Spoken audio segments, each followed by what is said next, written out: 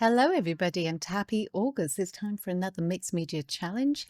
And this month it is Into the Wild. So feel free to play along.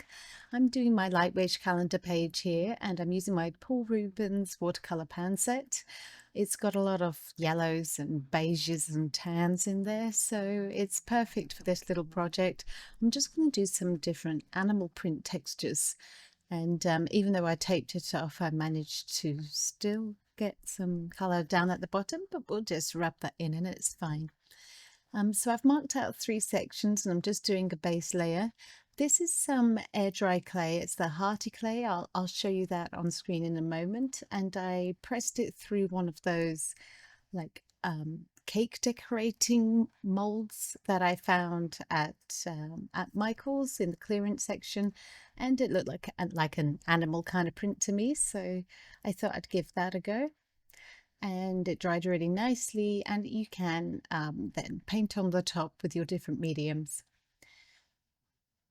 So this is just watercolor at the moment on everything, and then I've dried it, and now I'm going in with my Harmony Opaque Pigment ink pad from Spectrum Noir.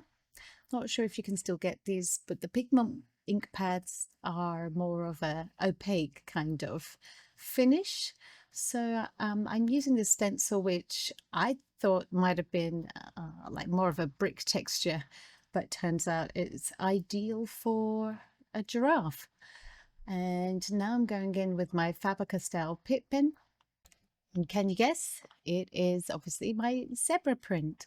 So I'm just looking at some textures online and just kind of like following the idea of what, direction the stripes go in, what kind of patterns they do. But any of these techniques that you're seeing today could be really useful in your coloring books or any artwork that you might be doing that needs a bit of a wild feel to it. So just keeping it, loose and just organic, really. One of the nice things about doing patterns and things from nature is that it's very rarely perfect, so you can get away with a lot. And I really like that. So this is, of course, a Lightwish calendar. It's a beautiful watercolor paper. I was having a look today and it looks like they do have some in stock. They're reduced because obviously there's a few months left, but it looks like they are selling the 2026 one. So if you've liked this idea and didn't pick one up this year, then have an eye on that. I've put one in my basket to see if it comes down in price. And now we have the pip ends going on top of that clay.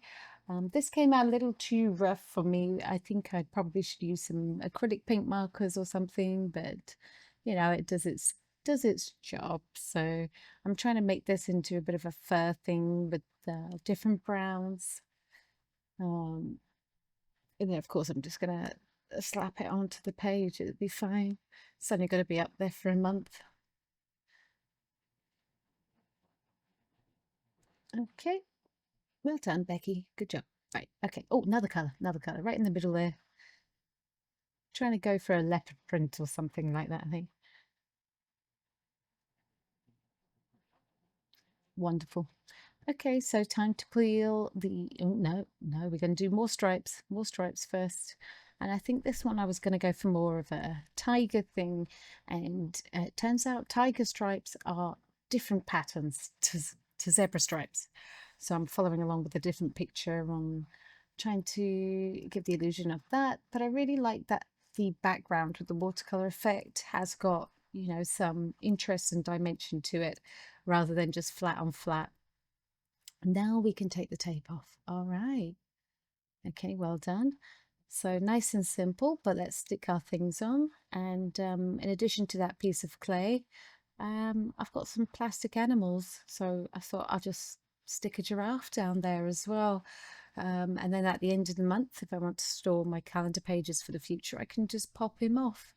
So yeah, just hot glue gun. Stick your kids' giraffe things on your calendars. I'm sure they won't mind.